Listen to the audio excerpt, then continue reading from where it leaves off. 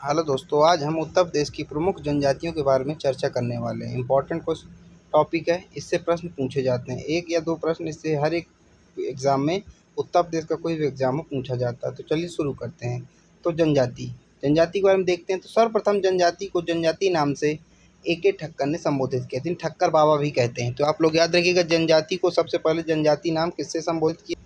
तो सबसे पहले जनजाति जो नाम दिया था इनको ए बी ठक्कर बाबा, बाबा भी कहते, ठक्कर बाबा भी कहीं लिखा लिखा मिलता। तो ए बी ठक्कर ने सबसे पहले जनजाति को, आदिवासियों को जनजाति नाम से संबोधित किया था।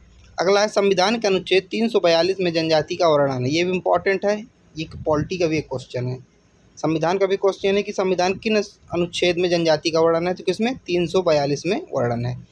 वर्तमान जनसंख्या कितनी है, 11,34,272। ये 2011 की जनगणना के आंकड़े के अनुसार है। प्रदेश की कुल जनसंख्या का 0.6% है जनजाति। तो यहाँ से समझ के चलिए शुरू करते हैं। तो सबसे पहले थारू जनजाति। थारू जनजाति उत्तर प्रदेश के तराई वाले क्षेत्रों में पाई जाती है। कहाँ पाई जाती है, तराई वाले क्षेत्रों में। थारू जनजाति राजस्थान के थार से आए थे। राजस्थान के थार से आए थे, इनका नाम थारू पड़ गया। इनके शरीर की बनावट मंगोल प्रजाति के लोगों से मिलती जुलती है। अगला है, थारू जनजाति की भाषा नेपाली और हिंदी है। ये इंपॉर्टेंट है, इनकी भाषा कौन सी है, थारू जनजाति इंपॉर्टेंट है। तो कौन सी भाषा है, नेपाली और इसकी हिंदी है। इनके घरों के मुख्य द्वार पूरब की ओर होते हैं। थारू जनजाति के जितनी थारू जनजाति उनके जब घर बनाते हैं वो अपने, तो इनके मुख्य द्वार पूरब की ओर होते हैं। इनका मुख्य भोजन मछली तथा चावल है। अगला है, थारू जनजाति दीपावली को शोक पर्व के रूप में मनाते हैं। ये आप बिल्कुल याद कर लीजिए, अभी इस चीज़ को याद कर लीजिए, बहुत बार पूछा गया है और पूछा जाएगा आगे। ये पूछा जाता है कौन सी जनजाति दीपावली को शोक पर्व के रूप में मनाती है। तो थारू जनजाति ही दीपावली को शोक पर्व के रूप में मनाती है। अगला है, शिवलिंग बांस का बना होता है। तो थारू जनजाति में ही शिवलिंग बांस का बना होता है। थारू जनजाति में बदला विवाह प्रचलित है। ये सब इंपॉर्टेंट है। बदला विवाह किस जनजाति द्वारा प्रचलित है, तो थारू जनजाति द्वारा। शिवलिंग बांस का किस जनजाति में बना होता है, थारू जनजाति में। बजहर नामक पर्व किस जनजाति द्वारा मनाया जाता है, थारू जनजाति। या थारू को याद कर लीजिए। अगला है गोंड जनजाति। गोंड जनजाति पर्वतीय क्षेत्रों में पाई जाती है। गोंड जनजाति उत्तर प्रदेश के महाराजगंज, गोरखपुर, कुशीनगर, सिद्धार्थनगर में पाई जाती है। दूध लौटाना विवाह संपन्न किया जाती है। इंपॉर्टेंट है गोंड जनजाति से। गोंड जनजाति से भी पूछा जाता है कि दूध लौटाना विवाह किस जनजाति द्वारा संपन्न किया जाता है, तो गोंड जनजाति द्वारा संपन्न किया जाता है।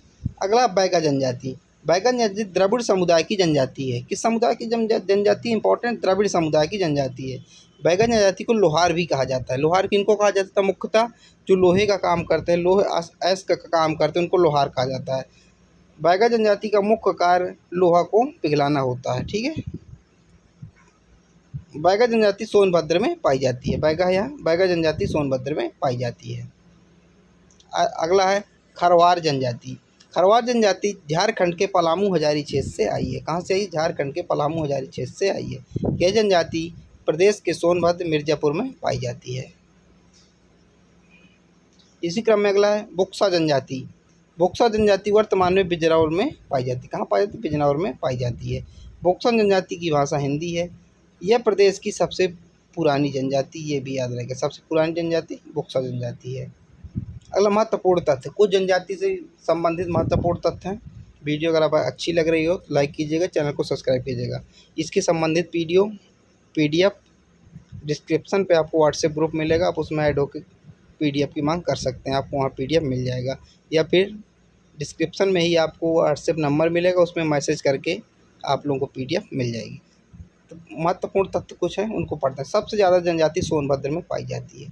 सीधा सीधा क्वेश्चन आता है कि उत्तर प्रदेश में सबसे ज़्यादा जनजाति उत्तर प्रदेश किस जिले में पाई जाती है, सोनभद्र में पाई जाती है। तथा सबसे कम जनजाति बागपत में पाई जाती है। भी दोनों बिल्कुल अभी रट लीजिए। अगर महागीर जनजाति मुस्लिम धर्म को मानने वाली जनजाति है।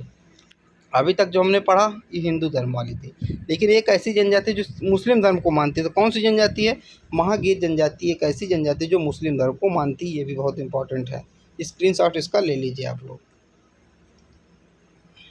अगला है, उत्तर प्रदेश में कुल 12 जनजातियाँ पाई जाती। कितनी जनजातियाँ पाई जाती है, टोटल 12 जनजातियाँ पाई जाती हैं।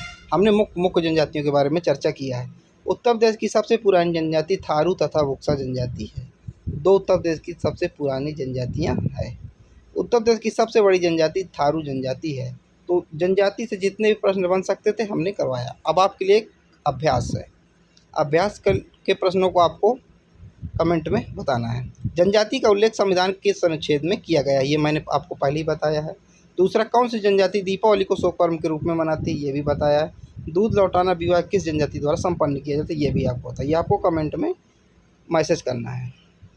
चलिए मिलते हैं जब तक अगले वीडियो पर। पीडीएफ चाहिए तो डिस्क्रिप्शन पे आपको व्हाट्सएप ग्रुप का लिंक मिलेगा, आप उसमें ऐड होकर पीडीएफ ले सकते हैं।